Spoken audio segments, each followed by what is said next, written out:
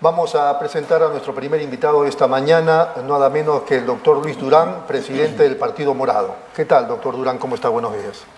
Rodolfo, ¿cómo estás? Muchísimas gracias por la invitación, por supuesto. Es un placer estar aquí. Ya sabes que me gusta debatir con tus invitados y contigo mismo, así que a la orden para lo que quieras plantear. Muy bien, la semana pasada usted fue a Palacio, se reunió con la Presidenta de la República, con su Premier. A su salida en el patio de honor, usted dijo palabras más, palabras menos, que la Presidenta le había dicho que su gobierno no era de transición. Por lo tanto, iba a culminar el 2026. ¿Qué impresión le ha dado eso? Ha sido una visita protocolar, en primer lugar, una visita de lo que yo llamaría reuniones de Estado. Por lo tanto, nosotros hemos utilizado en estricto lo más que hemos pedido el protocolo y el respeto a las instituciones del país. Eso es un valor primero. Lo segundo ha sido una oportunidad para conversar y para demostrar que uno puede ser firme, claro y distinto en sus posiciones, y eso no significa que uno sea un radical, sino que pone las cosas sobre la mesa como corresponde. Y lo tercero, que me ha impactado muchísimo de esa reunión, es la claridad que tiene la Presidenta respecto a su propio rol de no querer irse. Yo no lo tenía claro. Ante la pregunta efectivamente que yo planteé, lo que ella respondió es lo que tú has dicho, ¿no? Entonces, esas tres cosas me han impresionado sobremanera, pero creo que más o menos la población ha tenido, por lo menos de parte del Partido Morado, dos cuestiones. La primera es representarlos en el mejor sentido. Nosotros hemos hecho una pregunta que se la quisiera hacer cualquier persona, sea de cualquier parte del país. Y lo segundo, hemos sido consistentes con nuestra posición de que la señora Boluarte debe renunciar, pero además algo más, está claro que ella no va a renunciar. Bueno, en ese contexto, antes de la pregunta del doctor Aguilar, en ese contexto, ¿qué cree que suceda en los próximos días o semanas en nuestro país? Pues pueden suceder varias cosas distintas. Yo creo que estamos yendo a un proceso de deterioro institucional muy grande. El deterioro institucional a veces uno lo relaciona con la violencia. Yo no lo quiero relacionar con eso. Deterioro institucional es un fastidio sistemático de la sociedad en relación a sus representantes. Lo acabamos de ver, tú lo informabas hace poco con dos cuestiones muy importantes, ¿no? El Congreso y su incapacidad de mirar políticamente el sufrimiento de las personas y tomar medidas inmediatas. Y por otro lado, partidos políticos que utilizando los dineros de los recursos públicos, que son dineros de nuestros impuestos, eso nunca hay que olvidarlo. Hacen mal uso, le sacan la vuelta a las normas, posiblemente eso habrá que investigarse, pero la sensación que yo tengo es que este momento del país es casi como un momento de deterioro similar al que hemos vivido durante la guerra con Chile o en la peor etapa de los senderistas cuando nos pusieron al frente y generaron un caos institucional. La pregunta es ¿qué salida vamos a tomar? Me parece que la salida institucional de que se vayan todos es la mejor. Vamos a ver si la sociedad así lo quiere también. Muy bien, doctor Aguilar. Sí, bajo ese contexto, Lucho, sobre incluso la reunión, como tú comentas, con la doctora Boluarte, diciendo de que ella no se va, está convencida. ¿Tú crees que esta es una manera, una forma políticamente hablando, legal o ilegal, de que ella quiera renunciar o vaya a sujetarse a las presiones? Ya, mira, es una muy buena pregunta, yo te la agradezco porque habría que ver dos niveles distintos. Un primer nivel, lo hemos dicho desde el comunicado de diciembre pasado, es el nivel constitucional. A nivel constitucional, su renuncia es su prerrogativa. Cuando uno tiene una prerrogativa constitucional, cuando uno decide sobre un deber. Yo se lo pregunté, ¿usted siente que tiene el deber de renunciar? Y ella me respondió que no lo siente como un deber. Por lo tanto, es su prerrogativa. Ella responderá ante la historia a nivel constitucional. Pero a nivel político, sí hay dos incoherencias. Ella el 16 de diciembre dijo que su gobierno era de transición y ahora dice que no. Entonces ahí hay una incoherencia política muy importante que hay que evaluar.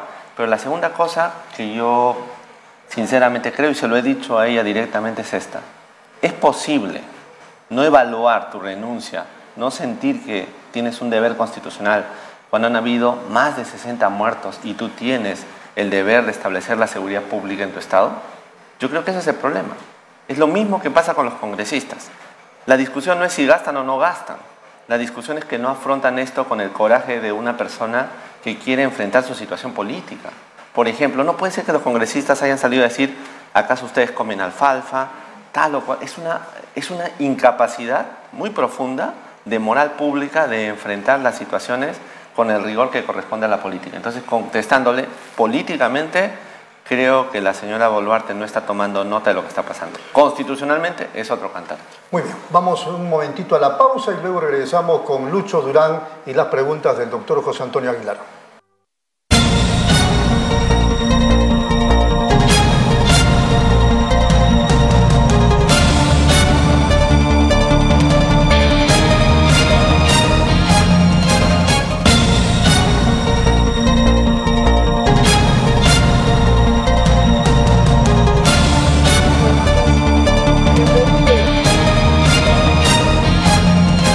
Muy bien, seguimos aquí en Nativa Nos Conecta, esto es Pulso Informativo, estamos conversando con el presidente del Partido Morado, Lucho Durán. La pregunta es ahora relacionada al caso, no precisamente de Ledesma, pero el Partido Morado y Lucho Durán, de acuerdo a la información que ellos mismos nos brindan, se están desde hace algunas semanas reuniendo con diversos personajes en pro del diálogo para buscarle una salida al país. Por ahí también la posibilidad de que alguno o alguna termine siendo candidato o candidata a la presidencia por el Partido Morado. ¿Cómo van esos diálogos? Van bien. Han sido interrumpidos la semana pasada por la vorágine de la visita a la presidenta y las decisiones que tenemos que tomar. Pero el camino, Rodolfo, está muy claro para mí y creo que para la dirección política del partido. Nosotros consideramos un deber, mira cómo lo pongo, un deber, construir un proceso político que incorpore a las personas que crean en los valores que nosotros creemos. Para fortalecer un centro, vamos a llamarle democrático y republicano, que permita afrontar la vida política del país para separarnos de estos extremos que nos tienen locos. En esos contactos, por ejemplo, te puedo contar algo. Ya la semana pasada o la anterior, Luis Alberto Arias, a quien tú conoces, se inscribió como militante. Fue superintendente nacional de Administración Tributaria. Y además miembro del BCR. Y es un economista serio. Y él ha planteado una cosa, porque no llegó solamente ya me inscribo y acá estoy, sino me dijo, tuvimos una larga conversación, Rodolfo, y me dijo esto. El problema con el Perú son los extremos. Muy bien. Lucho, ¿tú crees en el mercado? Por supuesto, le dije, yo creo en el mercado, creo en la propiedad privada. Creo que es una libertad institucional muy profunda. Muy bien. ¿Por qué tenemos que quitarle roles al mercado si el mercado es un instrumento bueno? Estoy de acuerdo. Pero tú también crees en la justicia social, por supuesto, desde niño. ¿Qué podemos hacer por la justicia social? Y él me dijo, hay que hacer 4 reformas, Lucho. Me dijo, mira, 1, una reforma de la salud. Construir todo el sistema de salud, reagruparlo para que sirva a los ciudadanos. 2, una reforma verdadera de la educación, sin shows, si quieres luego hablamos del señor ministro, sin show mediático, sin acusar a otros. 3, una reforma de la seguridad social, para ver el rol de las AFPs, el rol de todo esto. Y 4, una reforma para los viejos, una verdadera reforma para que las personas mayores puedan afrontar su tiempo de vida de otra forma. Y se me pararon los pelos, porque soy tributarista, como tú sabes, y yo le dije a Luis Alberto, ¿pero esto cuánto nos va a costar del PBI? 4%, me dijo. Porque los recursos están, solamente que están mal organizados, están desarrollados para la corrupción, para el mal manejo. 4%. ¿Y dónde sacamos el 4%? Reforma tributaria, lucha contra la corrupción, mejora sistemática del rol de las contrataciones públicas y 4, entusiasmo de la sociedad, de los jóvenes. Ya, entonces tú dime, Rodolfo, si eso no es un buen camino. No, no hay duda que la tiene clara. Lo tiene muy claro. Así es. El tema de los bonos, y con esto ya la pregunta del doctor Aguilar. Los bonos a los deudos, porque lo ha anunciado ya el gobierno, a los deudos de los casi 70 muertos en las manifestaciones de protesta de estos días. ¿Es suficiente? ¿Está bien? ¿Qué impresión tiene? Por ahí he escuchado a algunos que dicen, ni bonos deben darle a esos que protestaban. Pero ¿cuál es su impresión? Mira, vamos a ver, a mí no me gusta ponerlo como antípoda, porque eso es caer en los extremos. Yo diría lo siguiente, toda persona, el policía que murió, los ciudadanos que fueron a protestar y murieron, necesitan una primera cuestión, saber cuál fue la verdad. ¿Y sabes por qué eso es importante, Rodolfo? Porque la verdad nos hace siempre libres, como dice la Biblia. Y la verdad nos permite que nuestras familias, los que vienen después que nosotros, puedan seguir haciendo su vida sin una carga emotiva. Entonces, cuando se dice los 60, los 50 muertos eran violentistas, eso no es verdad, hay que buscar la verdad. Cuando se dice el policía era un policía corrupto, eso no es verdad, hay que buscar la verdad. Entonces, la primera reparación que hay que hacer es buscar la verdad. La pregunta es si las instituciones de este país están en capacidad de buscar la verdad. En mi opinión, nos falta mucho. Necesitaríamos un esfuerzo institucionalizado para encontrar esa verdad. Ahora, la segunda pregunta, ¿hay que hacer reparaciones económicas? Yo creo que sí. Recuerda que había un llanto de una señora, creo que era ayacuchana, que lloraba porque su hijo era quien la mantenía. Y decía algo así como, me estoy yendo, te has ido, perdón, y yo no tengo quien me cuide. Entonces, la reparación económica es un instrumento, pero no es lo único, porque la gente necesita que la cuiden. Las personas de este país necesitamos cuidarnos unos a otros. Y lo que estamos viviendo, la violencia que hemos vivido, la violencia irracional contra los ciudadanos que han habido, nos llevan a un descuido. Ese es el problema para mí. Y se necesita investigar y sancionar a los responsables. La verdad primero. Sobre la verdad viene lo demás. Las sanciones a quienes hicieron malas cosas. Hay una cosa que yo lo digo con absoluta libertad. Desde muy joven, además. Tú te acordarás de lo que el gobierno de Toledo, lo que pasó en Arequipa, ¿no? Rospigliosi creo que era el ministro. Yo era joven, hice un comunicado en el grupo de estudiantes de la universidad donde decíamos lo siguiente: el señor Rospigliosi debe renunciar, no porque él haya causado la muerte, sino porque no fue capaz de evitarlo.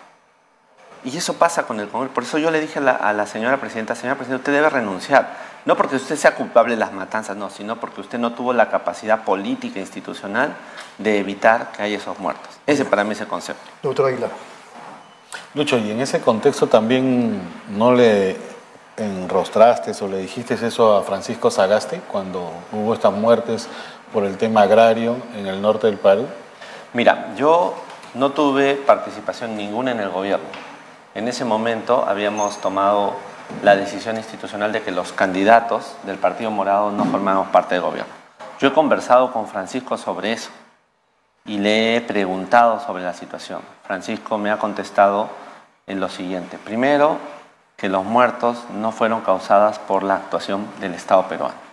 Segundo, que la decisión política fue hecha para evitar justamente que hubiera violencia. Se generaron una serie de elementos.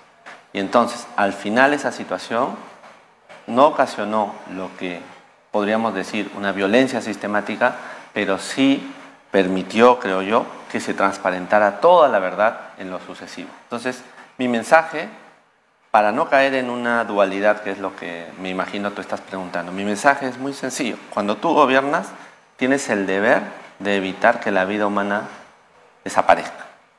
Para eso tienes elementos institucionales desde la Constitución. Si tú construyes un sistema sobre esos elementos, si hay muertos, tendrá que hacerse las reparaciones correspondientes y se tendrá que tomar decisiones racionales. Pero si tú actúas sin tomar nota de los valores y los principios que la Constitución da para la seguridad, ahí es donde entra el problema. Y ahí quiero plantearte lo que se está sabiendo. Al parecer, los cuerpos de la Policía Nacional y del Ejército no actuaron conforme a los valores de la Constitución. La pregunta es, ¿eso se podía prever? Mira, eso va a ser materia de investigación, ¿no? Muy bien. He estado conversando con el doctor Aguilar ayer y hoy día también, en tu presencia, Lucho, sobre cómo es que los dineros del Estado son mal utilizados por los partidos políticos, o sea, esos financiamientos de la OMPE hacia estos grupos. ¿Qué se puede hacer? ¿La ley está mal hecha? ¿Son los hombres los que fallan? ¿Qué se puede hacer frente a eso? Mira, yo soy presidente de un partido político desde enero del año pasado, materialmente, pero formalmente mi inscripción llegó en mayo, o sea, 5 meses después. Mi experiencia de gestión de un partido político y de su presupuesto me dice lo siguiente. 1. La ley es muy clara en separar que el 50% es para formación y el 50% restante es para la estructura organizativa del partido.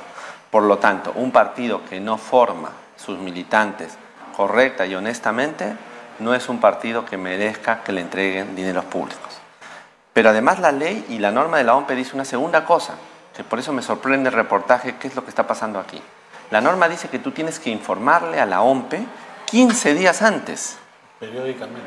No, pero o sea, si yo quiero hacer una capacitación este domingo que viene, ya no la puedo hacer. Porque la norma te pide que sea 15 días antes que informes, pero luego te visitan.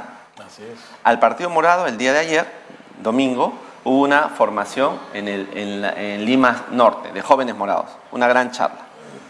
Tuvimos que usar los presupuestos públicos para eso. Informamos 15 días atrás, pero la funcionaria de la OMPE fue. Ayer. ayer, el día domingo. ¿Encontraron algo? Claro, por supuesto, Rodolfo, me sorprendes. ¿Cómo no van a encontrarnos? Se encontraron discutiendo, conversando con los jóvenes. Pero además, luego firmó un acta. Y cuando ellos van y no encuentran algo, firman un acta diciendo que no encontraron.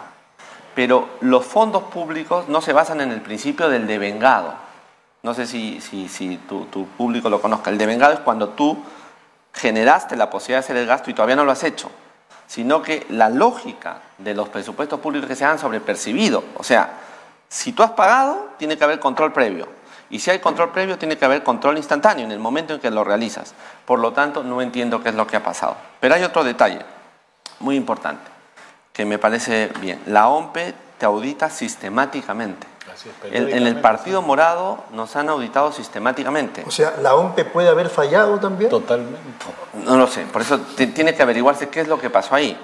Si el dinero fue público, si el dinero fue privado, eso es una investigación que tiene que hacer. Pero me consta, porque lo he visto, que la OMPE sistemáticamente te audita y revisa lo que tú haces. Por lo tanto, no es un problema de normas, es un problema de manera de gestionar el presupuesto. Ahora, sí hay un tema que me parece importante, amigo querido, y que tiene que ver con esto.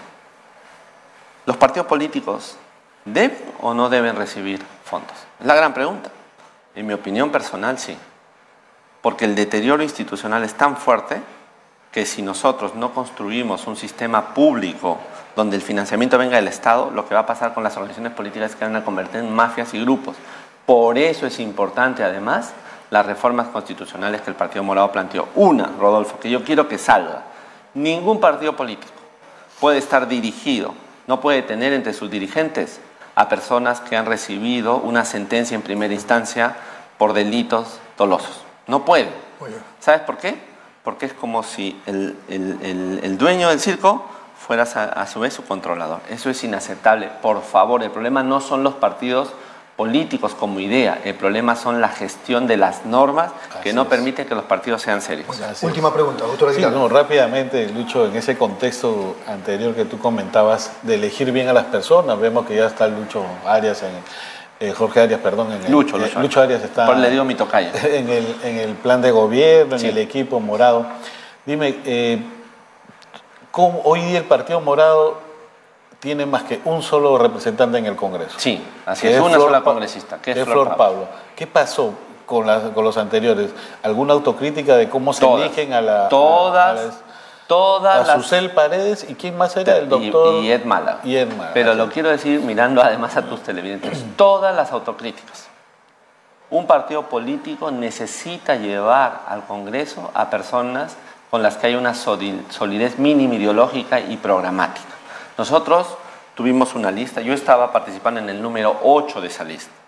Entraron solamente 3 personas, los 3 más votados, que fueron en este orden: Susel Paredes, Flor Pablo y Eduard Málaga. ¿Y todos son de Lima? Todos eran de Lima. Entonces mi segunda autocrítica, que ya la estamos subsanando, es hacer un esfuerzo institucional para que la propuesta del Centro Republicano sea un caldo de emoción en las regiones. Hemos hecho 2 pronunciamientos con movimientos regionales. Nunca en el Perú un partido político nacional ha tenido un pronunciamiento con más de 36 movimientos regionales sin pedir nada a cambio, solamente pensando en el Perú. Pero regreso. Susel Paredes y Flor Pablo se volvieron militantes porque la norma electoral dice que quien va a participar en las elecciones nacionales, en la plancha, tiene que ser militante de un partido. En el caso de Susel, además, venía de digamos así, un acuerdo político con un movimiento que gestionó el anterior presidente del partido. Y Ed Málaga fue un invitado. Entonces, ¿el Partido Morado y los 3 congresistas elegidos han tenido momentos muy buenos? Sí. Uno, solamente pongo uno.